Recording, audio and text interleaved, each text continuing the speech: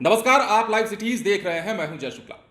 बिहार में चर्चित जमीन कारोबारी आशुतोष शाही हत्या मामले में एक के बाद एक कई खुलासे हो रहे हैं। घटनास्थल पर मौजूद लोगों ने जहां सच्चाई बताई, तो वहीं अब आशुतोष शाही के ड्राइवर ने भी कई सारी बातें बताई हैं और यह भी बताया है कि हत्या से ठीक पहले उसकी बात हुई थी। एक तरफ जहां कार्रवाई चल रही है, हमने आपको सुबह ही खबर बताई थी कि राजधानी पटना में शूटर के होने का सुराग मिलने के बाद पुलिस ने यहां महिला मुखिया के यहां छापेमारी की, धावा बोला और उसके बाद लगातार अनुसंधान जारी है। यह भी आपको पता है कि शुक्रवार की रात में मुजफ्फरपुर गोलियों की तड़तड़ाहट से गूंजने लगा। वहां आशुतोष शाही जो कि जमीन कारोबारी थे, उनके साथ साथ उनके गार्ड्स को भी गोली मारी गई, जिसमें 3 लोगों की मौत हो चुकी है, 2 लोग घायल हैं, जिसमें एक अधिवक्ता भी शामिल है। अधिवक्ता का बयान भी हमने आपको सुनवाया है। लेकिन अब इस मामले में आशुतोष शाही के ड्राइवर का क्या कहना है वो भी आप सुन लीजिए, क्योंकि ड्राइवर ने जो कुछ बताया है उसके मुताबिक तुरंत ही उनकी बातचीत हुई थी। हत्या से ठीक पहले उन्होंने बात की थी और क्या कुछ कहा था वो हम बताते हैं। हत्या के दौरान घटनास्थल पर मौजूद स्कॉर्पियो चालक अशोक कुमार महतो, जिसका नाम है, शनिवार को डीएसपी पूर्वी और नगर डीएसपी ने बयान दर्ज किया उसका।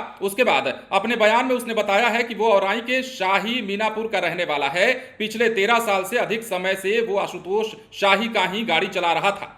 चालक ने यह भी बताया कि शुक्रवार को साहब की तबीयत खराब थी, पूरे दिन घर से बाहर नहीं निकले। रात के करीब 9:10 पर अचानक बोले कि चलो बाहर जाना है। स्कॉर्पियो से मिठनपुरा चौक पानी टंकी होते हुए बनारस बैंक पहुंचे। वहां से चंदवारा मारवाड़ी हाई स्कूल के समीप अधिवक्ता सैयद कासिम हुसैन उर्फ डॉलर के आवास पर पहुंचे। साहब और उनके सुरक्षा गार्ड गाड़ी से बाहर निकले और चालक ने यह भी बताया कि वो स्कॉर्पियो के अंदर ही बैठा था। करीब 7 मिनट के बाद अचानक गोली चलने लगी। अपराधी ताबड़तोड़ फायरिंग कर रहे थे। वो गाड़ी के अंदर ही छुपकर अपनी जान बचाए हुए था।